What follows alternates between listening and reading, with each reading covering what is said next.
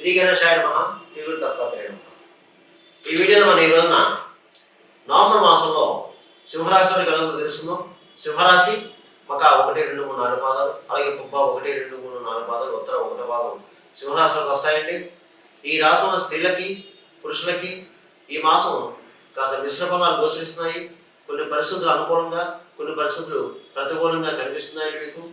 అయినా కంగారు పడాల్సిన పని అయితే లేదు. కుటుంబ సఖ్యత బాగుంటుంది. దంపతుల మధ్య అప్పుడప్పుడు చిన్న చిన్న కీచులాట్లు రావడానికి అవకాశం ఉంది, కానీ అర్థం చేసుకొని మసలండి. ఇక మీ సంతానం బాగుంటుంది. అయితే ముఖ్యమైన వ్యవహారాలు వాయిదా వేయండి ఈ మాసం. ముఖ్యమైన వ్యవహారాలు, అలాగే భూగ్రహ సంబంధ లావాదేవీలు, ఆర్థిక లావాదేవీలు కాస్త వాయిదా వేయండి. వచ్చే మాసానికి వాయిదా వేయండి. ఇక బంధుమిత్రుల యొక్క ఆదరణ లభిస్తుంది, మీకు బాగానే ఉంటుంది. కానీ రక్త సంబంధీయులతో మాత్రం జాగ్రత్తగా ఉండండి. వాదోపవాదాలకు వెళ్ళొద్దు. చిన్న చిన్న మనస్పర్ధలు రావడానికి అవకాశం ఉంది, మీరు జాగ్రత్తగా ఉండండి.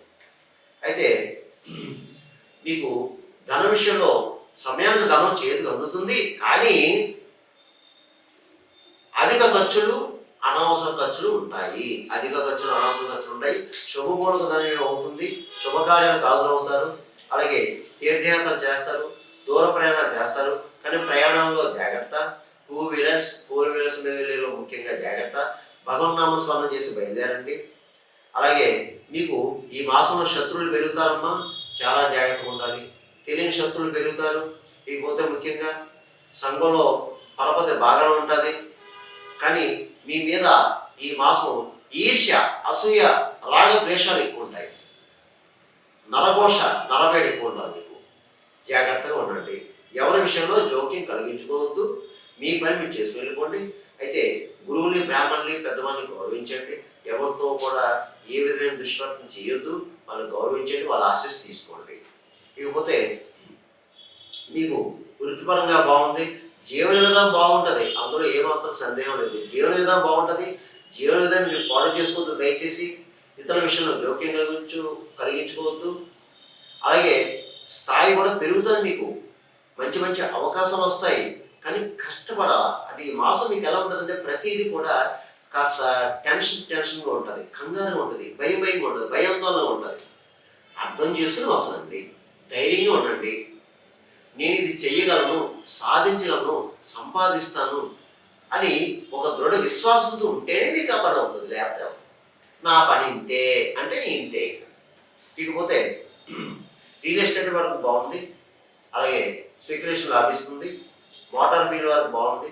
ప్రైవేట్ కాంట్రాక్ట్స్ కూడా బాగుంది, కానీ కాస్త కష్టపడాలి. ఇక రాజకీయ నాయకులు మాత్రం కాస్త జాగ్రత్తగా ఉండాలండి అయ్యా. మీకు తెలియని శత్రువులు ఉంటారు, శత్రువులతో జాగ్రత్త. డబ్బులు మాత్రం మంచిగా ఖర్చు అవుతుంది మీకు. ఇక సినిమా, టీవీ, కళారంగంలో ఉన్న వారికి మాత్రం ఒక్కొక్క సందర్భంలో అవకాశాలు వచ్చినట్టు వచ్చి మళ్ళీ వెనక్కి వెళ్ళిపోతుంటాయి, కానీ కంగారు పడకండి. మంచి సువర్ణ అవకాశాలు వస్తాయి, ప్రయత్నం చేయండి. ఇక వ్యాపారస్తులు బాగుంది, అన్ని రకాల వ్యాపారస్తులకి బాగుంది. కానీ జాయింట్ వ్యాపారం ఈ మాసం పెట్టవద్దు. ఈ మాసం జాయింట్ వ్యాపారం, ఇతరులతో కలిసి జాయింట్ వ్యాపారం పెట్టవద్దు. మీ వ్యాపారం మీరు చేసుకోండి. ఇకపోతే ప్రభుత్వ పరంగా, ప్రైవేట్ పరంగా ఉద్యోగస్తులకి కాస్త ఇబ్బందిగా ఉంటుంది. పై అధికారులతో కాస్త మాట పడాల్సిన పరిస్థితి కనిపిస్తుంది, కాబట్టి మీరు జాగ్రత్తగా ఉండండి. వాదోపవాదాలకు వెళ్ళవద్దు. ఉన్న ఉద్యోగాన్ని పాడు చేసుకోవద్దు. ఇక విద్యార్థులు చక్కగా చదవాలమ్మా. కాస్త మీకు ఇబ్బందిగా వాతావరణం కనిపిస్తుంది, చాలా శ్రద్ధగా చదవాలి. ఇతర వ్యాపారాలు పెట్టుకోవద్దు, బయట తిరగొద్దు. చదువు మీదే శ్రద్ధ చూపించండి. ఇక వివాహమైన అమ్మాయిల అబ్బాయిల ప్రయత్నం చేసుకోండి. ఇక ఈ యొక్క సింహరాశి వారికి నేను చెప్పిన ఈ మాస ఫలితాలు కేవలం మీకు 60% పనిచేస్తుంది. మిగతా 40% కూడా మీ జన్మరాశి, జన్మ లగ్నం, లగ్నంతో ఉన్న గ్రహాల యొక్క పరిస్థితి, జరిగే దశాంతదశ మీద ఆధారపడుతుంది. నేను చెప్పిన ఫలితాలు కొంతమంది జరగచ్చు, కొంతమంది జరగకపోవచ్చు. అందరికీ జరగని రూల్ లేదు, జరగకూడదని రూల్ లేదు. అది గమనించండి. గమనించి మీకు ఏమైనా సలహా సూచన కావాలంటే మా ఆఫీస్ ఫోన్ చేసి అపాయింట్మెంట్ తీసుకొని మీకు తగిన సలహా సూచన ఇవ్వడం జరుగుతుంది.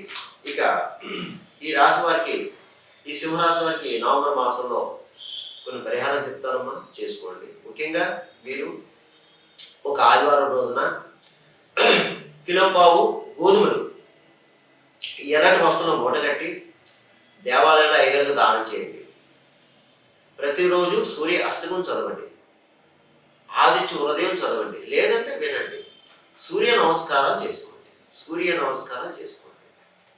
అలాగే ఈ సింహరాశిలో ఎవరన్నా పితృదేవతలు, పితృదోషాలు, పితృశాపాలు ఉన్నవారు తప్పనిసరిగా పితృ ఆరాధన, అలాగే నదీ క్షేత్రంలో పిండ ప్రదానాలు, తిలతర్పణాలు చేయండి. ఒక నదీ క్షేత్రం వెళ్ళిన వారు మీ దగ్గర దేవాలయంలో చేసుకొని సరిపోతుంది.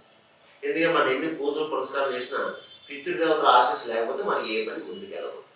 ఇక ముఖ్యంగా ఈ మాసం స్పెషల్గా మీకు ఇది కార్తీక పౌర్ణమి వచ్చింది. ఈ పౌర్ణమి రోజున చాలామందికి కేదారనాథ స్వామి పూజలు ఉంటాయి, కార్తీక నోములు ఉంటాయి. పౌర్ణమి రోజున లేనివారు తప్పనిసరిగా మీ ఇంట్లో కానీ దేవాలయంలో కానీ సత్యనారాయణ స్వామి వ్రతం చేయించుకోండి. మీకు అన్ని ఆ స్వామి దయ వల్ల శుభం జరుగుతాయి, శుభాలు జరుగుతాయి. ఇక రెండో విషయం, ఈ మాసంలో సుబ్రహ్మణ్య స్వామి షష్ఠి వచ్చిందమ్మా. చక్కగా ఆ స్వామివారికి శ్రీవల్లి దేవసేన శ్రీ సుబ్రహ్మణ్య స్వామివారికి అభిషేకం చేయించుకోండి. దీనివల్ల సంతానం కలుగుతుంది, సంతానం లేని వారికి సంతానం కలుగుతుంది, వివాహం కాని వారికి వివాహం చేసుకుంటారు. అలాగే వివాహం అయ్యి సంతానం ఉండి భార్యాభర్తల మధ్య సరైన అవగాహన లేని వారు కూడా చక్కగా ఆ దంపతుల మధ్య ప్రేమ అనురాగాలు ఉంటాయి. ఇక ఇంకో విషయం, కాలభైరవాష్టమి వచ్చింది ఈ మాసంలో. ప్రతి వాళ్ళు కూడా ఆ కాలభైరవ స్వామి పూజ చేసుకోండి. కాలభైరవాష్టమి ఎన్నిసార్లు చదువుకోండి. వీరైతే కాలభైరవ స్వామి అభిషేకాలు చేయించుకోండి. లేని వారు శివాలయంలో అభిషేకాలు చేయించుకోండి, మీకు సరిపోతుంది. ఆ రోజున కుక్కలకి ఆహారం పెట్టండి. ఈ పెరియన్నం, బ్రెడ్, బిస్కెట్ ఏదో పెట్టండి. అలాగే ఫిజికల్ హ్యాండిక్యాప్స్ ఏమైనా మీకు తారసపడితే వారికి ఆహారం పెట్టండి, ఎంతో కొంత దానాన్ని ఇవ్వండి. ఇలా చేసుకోవడం వల్ల సింహరాశి వారికి ఈ మాసం అంతా మీకు బాగుంటుంది. సర్వేజన సుగుణ బాబు శోభ బాబు స్వస్తి.